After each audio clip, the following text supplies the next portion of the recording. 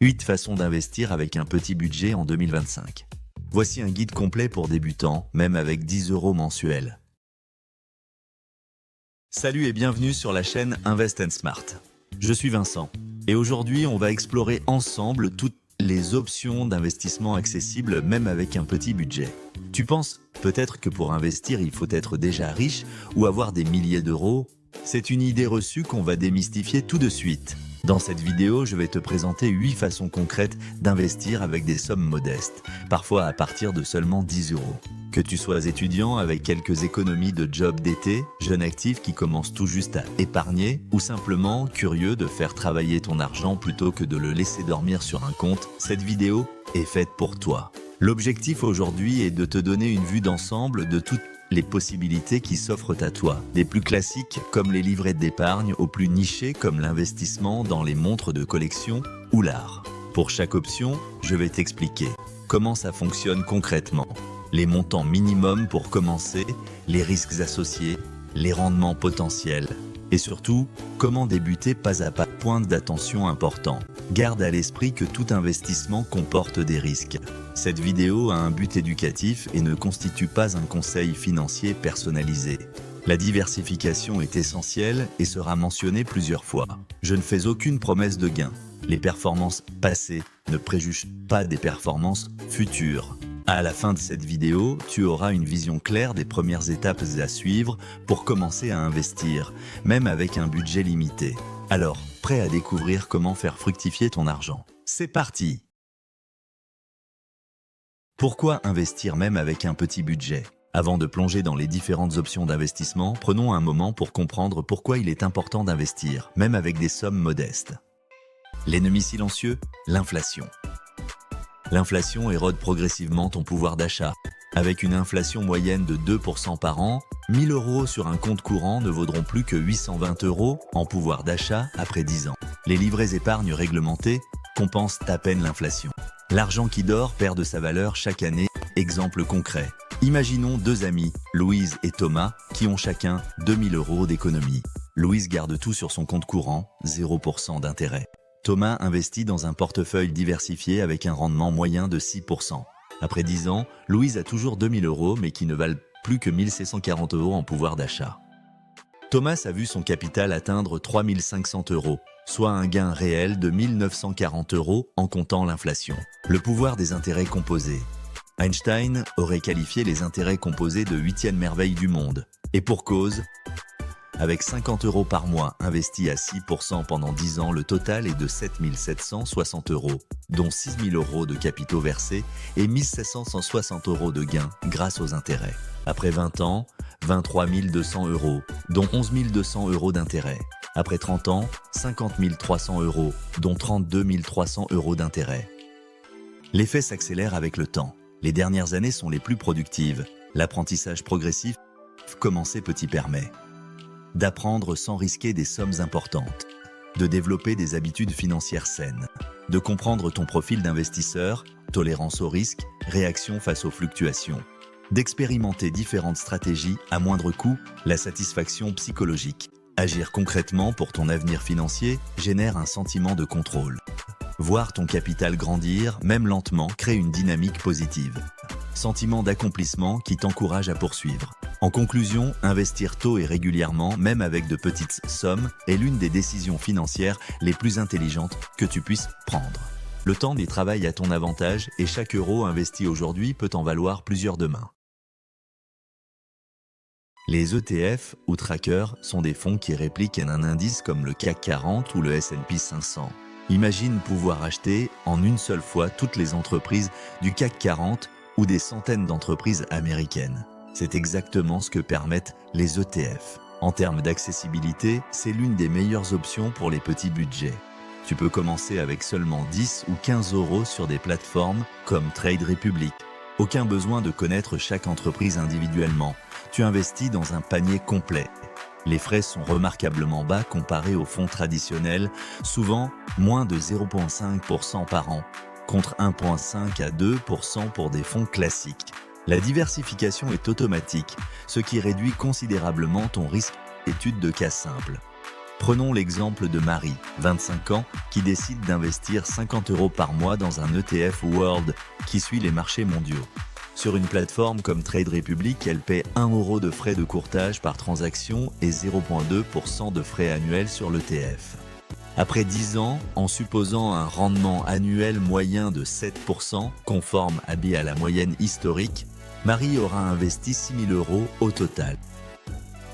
Son investissement vaudra environ 8 650 €, gain net, environ 2 650 €, soit un rendement de 44%. Quels ETF choisir pour débuter? Pour une exposition mondiale, MSCI World ou FTSE All World. Pour les marchés émergents, MSCI Emerging Markets. Pour l'Europe, Stock 6, Europe 600. Pour la technologie, Nasdaq 100, les plateformes les plus adaptées aux débutants. Trade Republic, interface simple, frais de 1 € par transaction, plan d'investissement automatique. DEGIRO, grande variété d'ETF, certains sans frais de courtage mensuel. Bourse Direct, plateforme française avec service client en français, frais compétitifs. Lyxor, Amundi, émetteur français proposant des ETF accessibles via ta banque. N'oublie pas que les ETF peuvent être achetés dans le cadre d'un PEA pour les ETF européens. Avantage fiscal après 5 ans ou en compte titres ordinaires pour les ETF mondiaux. Commençons par l'option la plus sécurisée qui devrait constituer la base de toute stratégie financière, les livrets d'épargne réglementés et bancaires. Le livret A, taux actuel de 3%, à adapter selon le taux en vigueur au moment de ta vidéo. Capital et intérêts garantis par l'État. Plafond de 22 950 €, hors intérêts capitalisés. Disponibilité immédiate des fonds sans pénalité. Exonération totale d'impôts et de prélèvements sociaux. Idéal pour ton fonds d'urgence couvrant 3 à 6 mois de dépenses. Le LDDS, livret de développement durable et solidaire. Même taux que le livret A, 3% actuellement. Plafond de 12 000 €. Mêmes avantages fiscaux. Permet de financer des projets d'économie sociale et solidaire. Le LUP, livret d'épargne populaire. Taux attractifs de 5% actuellement, presque le double du livret A. Réservé aux personnes sous conditions de ressources. Revenu fiscal de référence inférieur à certains seuils. Plafond de 10 000 €. Vérifie ton éligibilité sur le site des impôts. Étude de cas simple. Thomas possède 5 000 € d'épargne qu'il décide de placer sur un livret A à 3%. Au bout d'un an, il gagnera 150 € d'intérêt net d'impôt. S'il était éligible au LEP à 5%, il aurait gagné 250 €, soit 100 € de plus. Les livrets bancaires, taux variables selon les établissements, entre 0,5 et 3% pour les offres promotionnelles. Souvent soumis à conditions. Durée limitée, montant plafonné. Fiscalité moins avantageuse, prélèvement forfaitaire unique, PFU, de 30%. Utilise les comparateurs en ligne comme Panorabank ou Meilleure Banque pour trouver les meilleures offres. Stratégie recommandée. 1. Remplis d'abord ton livret A pour l'épargne de précaution. 2. Si tu es éligible, maximise le LEP pour profiter du meilleur taux. 3. Complète avec le LDDS. 4. N'envisage les livrets bancaires que pour des offres promotionnelles ou des besoins spécifiques. Ces livrets sont idéaux pour constituer ton épargne de sécurité, mais attention, avec l'inflation, le pouvoir d'achat de cet argent diminue sur le long terme. C'est pourquoi il est important de n'y conserver que ton épargne de précaution et d'investir le reste de ton capital dans des placements plus dynamiques. Le crowdfunding immobilier a révolutionné l'accès à l'investissement dans la pierre, permettant désormais d'investir dans des projets immobiliers avec seulement 100 à 1000 €. Comment fonctionne le crowdfunding immobilier ? Tu prêtes de l'argent à un promoteur immobilier pour financer un projet spécifique. En échange, tu reçois des intérêts fixes pendant la durée du prêt. À la fin du projet, généralement 12 à 36 mois, tu récupères ton capital initial. Les rendements moyens sont attractifs, entre 7 et 10% par an. Le risque principal est la défaillance du promoteur ou les retards sur le projet. Les plateformes accessibles avec des petits tickets. Homunity, à partir de 100 €. Anaxago, à partir de 1000 €. Limo, à partir de 1500 €. Fondimo, à partir de 1000 €. Étude de cas. Prenons Julie qui investit 1000 € dans un projet de rénovation d'un immeuble à Lyon avec un rendement annoncé de 9% sur 24 mois. Montant investi 1000 €. Durée, 24 mois. Rendement annuel, 9%. Intérêts totaux perçus, 180 €, 9% fois 1000 € fois 2 ans. Capital récupéré à la fin, 1000 €. Gain net 110 €. Critères de sélection d'un bon projet.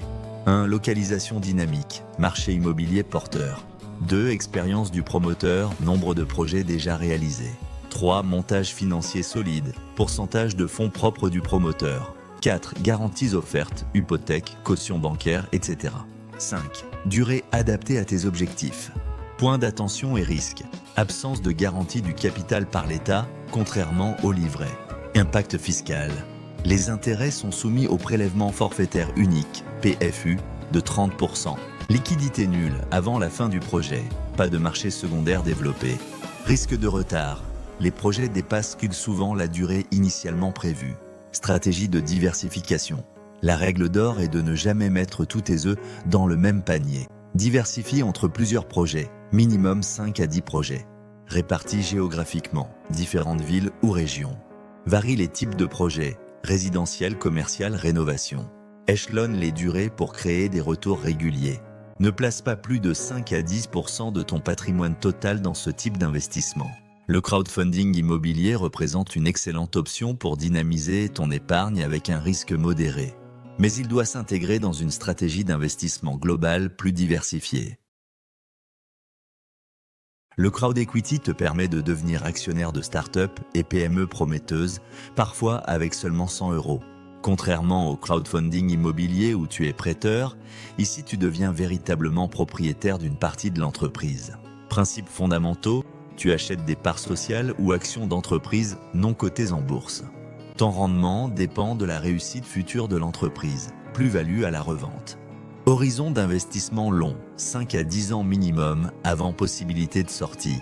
Risque élevé mais potentiel de gains significatifs, retour pouvant dépasser 10 fois l'investissement initial. Statut d'actionnaire donnant parfois accès à des avantages, produits à tarifs préférentiels, invitations. Plateformes accessibles au petit budget. Tudigo, Xbulb in Town, à partir de 100 €. WeSeed, à partir de 100 € sur certains projets. Sowefund, à partir de 100 €. Club Funding, à partir de 1000 €. Avantages fiscaux potentiels.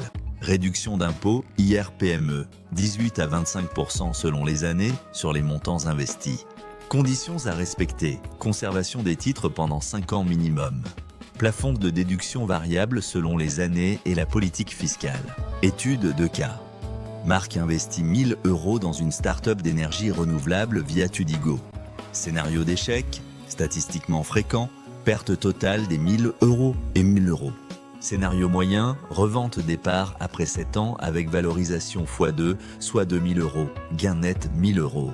Scénario de succès, revente des parts après 7 ans avec valorisation x10, soit 10 000 €, gain net 9000 €. Avec avantage fiscal, réduction de 25%, économie d'impôt immédiate de 250 €, réduisant le risque initial. Comment sélectionner les projets ? 1. L'équipe fondatrice, expérience, complémentarité. 2. Le marché visé, taille, croissance. 3. La proposition de valeur, différenciation. 4. L'attraction actuelle, premier client, croissance. 5. Le modèle économique, rentabilité projetée. Stratégie recommandée pour débutants. Limite cette classe d'actifs à maximum 5 à 10% de ton portefeuille total. Investis dans au moins 10 projets différents pour diversifier. Privilégie les entreprises déjà en phase de commercialisation.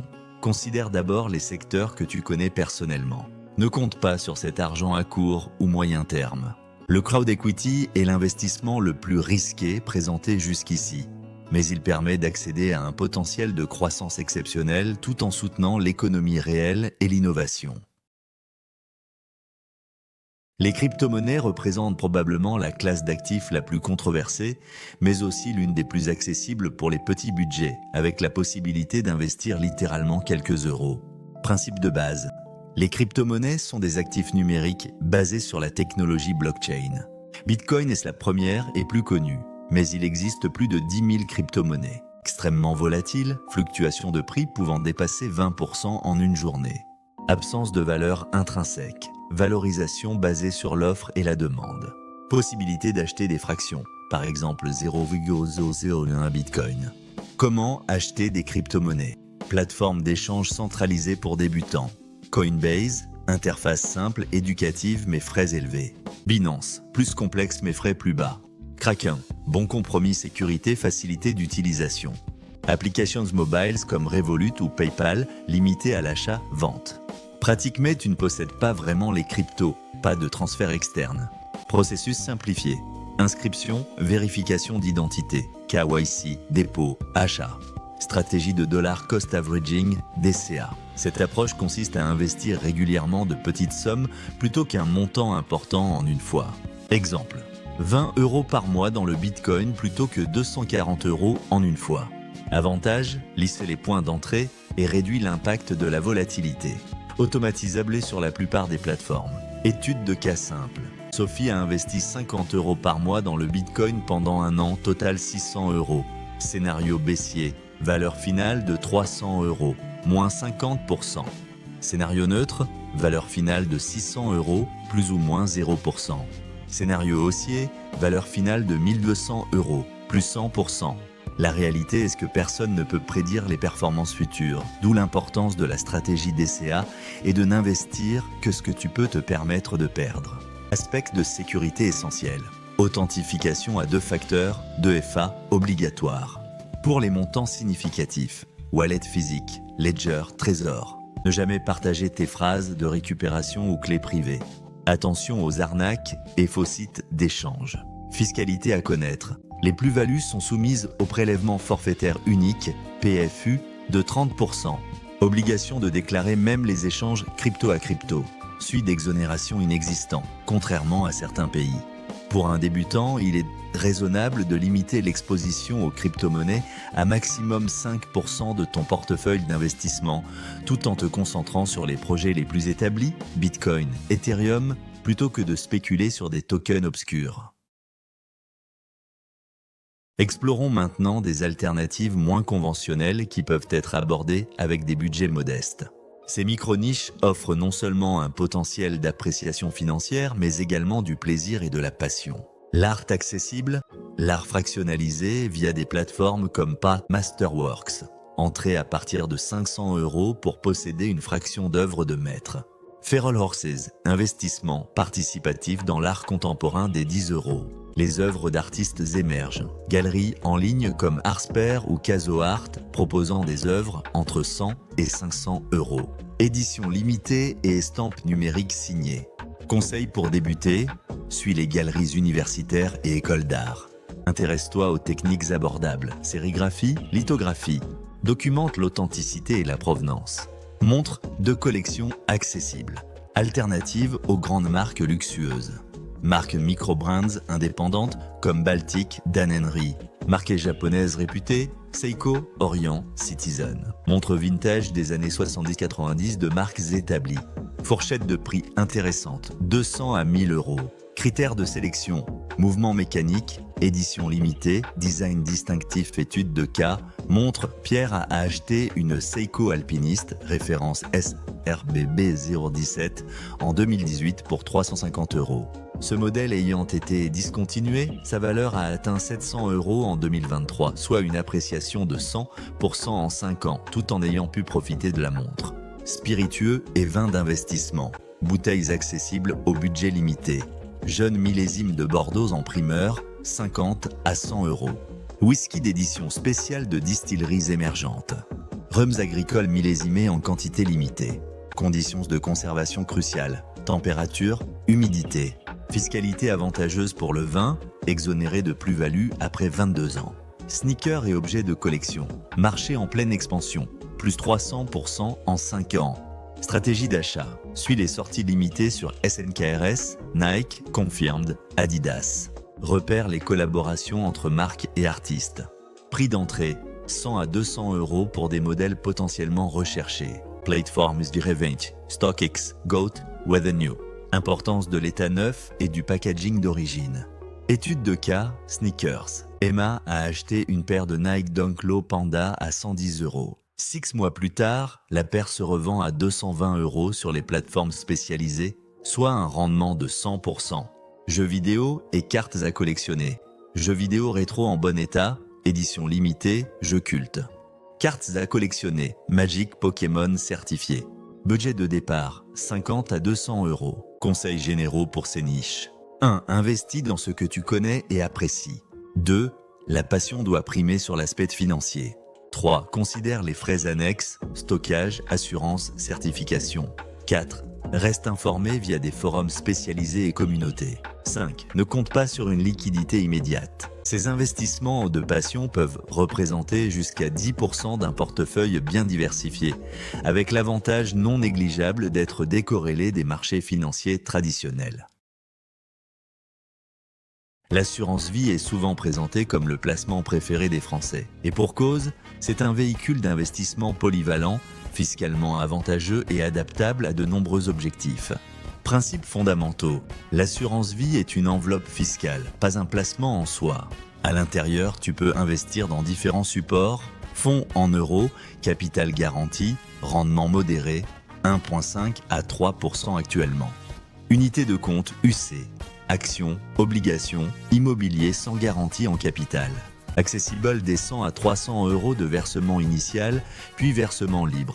Horizon recommandé, 8 ans minimum pour optimiser la fiscalité. Les contrats adaptés au petit budget. Contrat 100% en ligne avec frais réduits. Linkca Avenir sur Avenir, 0% sur versement, 0,5% de frais annuels. Darjeeling Placement Direct, 0% sur versement, 0,6% de frais annuels. Yomonivier, gestion pilotée accessible dès 1000 euros. Contrats multisupport proposant des ETF et SCPI accessibles. Étude de cas. Lucas, 30 ans, ouvre une assurance vie avec 300 euros puis programme des versements de 100 euros par mois. Répartition, 20 pour 100 fonds euros, sécurité, et 80% en ETF monde, dynamique. Projections à 15 ans avec hypothèse de rendement moyen de 5%. Total versé, 18 300 euros. Valeur estimée, environ 30 000 euros. Plus-value, environ 11 700 euros. Fiscalité après 8 ans. PFU à 12,8% ou barème progressif plus prélèvements sociaux de 17,2% uniquement sur les gains. Les grands avantages fiscaux. Après 8 ans, abattement de 4 600 euros, personne seule, ou 9 200 euros, couple, sur les gains. Transmission optimisée, jusqu'à 142 500 euros. Par bénéficiaire hors succession. Rachat partiel possible à tout moment. Liquidité, contrairement au PER. Conseil pour bien démarrer. 1. Priorité au contrat avec frais minimaux. Compare sur les comparateurs en ligne. 2. Diversifie progressivement. Commence par 70% fonds euros et 30% ETF puis ajuste. 3. Programme des versements automatiques mensuels des 25 à 50 euros. 4. Réinvestit les intérêts du fonds euro dans les UC plus dynamiques. 5. Utilise les options de gestion pilotée si tu débutes, moyennant frais supplémentaires. Piège à éviter absolument, les contrats bancaires traditionnels aux frais excessifs, jusqu'à 4% sur versement. Les UC proposés par défaut, souvent des fonds maison peu performants. Les arbitrages trop fréquents générant des frais supplémentaires. L'assurance vie constitue souvent la deuxième étape après les livrets d'épargne dans un parcours d'investisseur et peut servir de base solide à ta stratégie patrimoniale sur le long terme. Avant de conclure, parlons de l'investissement probablement le plus rentable qui soit, mais souvent négligé. Le développement de ton propre capital humain, c'est-à-dire tes compétences et connaissances. Pourquoi c'est un investissement ? Un investissement de 500 euros dans une formation peut générer des dizaines de milliers d'euros de revenus supplémentaires sur ta carrière. L'éducation financière te permettra de prendre de meilleures décisions sur tous tes investissements. Les compétences acquises ne peuvent pas être retirées, contrairement aux actifs financiers. Formations accessibles avec un petit budget. Plateformes en ligne comme Udemy, Coursera ou Open Classroom proposant des formations de qualité entre 10 et 300 euros. Certification professionnelle financée par ton CEP, compte personnel de formation. MOOC gratuite des grandes universités et écoles, HEC, MIT, etc. Livres spécialisés. Un investissement de 20 euros peut transformer ta compréhension financière. Étude de cas. Antoine, développeur web junior, a investi 200 euros dans une formation spécialisée sur les frameworks JavaScript. 3 mois plus tard, cette compétence lui a permis de négocier une augmentation de 250 € brut mensuels, soit 3 000 € par an. Le retour sur investissement est de 1500% dès la première année. Les compétences financières essentielles. La gestion budgétaire. Applications gratuites comme Linkso, Bankin, Budget Insight. La compréhension des mécanismes d'investissement via des podcasts et chaînes YouTube gratuites. La psychologie de l'investisseur pour éviter les biais cognitifs coûteux. La fiscalité de base pour optimiser tes placements. L'automatisation de l'épargne. Une habitude fondamentale à développer est l'automatisation de ton épargne. Virements automatiques vers tes comptes d'investissement dès réception de ton salaire. Applications comme Moka ou Plum qui arrondissent tes dépenses à l'euro supérieur. Règle des 50-30-20, 50% pour les besoins essentiels, 30% pour les envies, 20% pour l'épargne. Cette approche systématique, bien que simple, peut transformer radicalement ta situation financière sur le long terme. C'est probablement la compétence la plus importante à acquérir pour tout investisseur débutant. Maintenant qu'on a passé en revue les différentes options d'investissement, voici quelques conseils pratiques pour bien démarrer ton parcours d'investisseur avec un petit budget. 1. Établir des objectifs clairs. Objectifs à court terme, 1 à 3 ans. Épargne de précaution, projets immédiats. Objectif à moyen terme, 3 à 7 ans. Apport pour un logement, achat important. Objectif à long terme, 7 ans et plus, retraite, indépendance financière. Chaque objectif dicte une stratégie d'investissement différente en termes de risque et d'horizon. 2. Construire un plan par étape. Étape 1 constitue un fonds d'urgence, 3 à 6 mois de dépenses sur livret. Étape 2. Élimine les dettes à taux élevés, crédits à la consommation.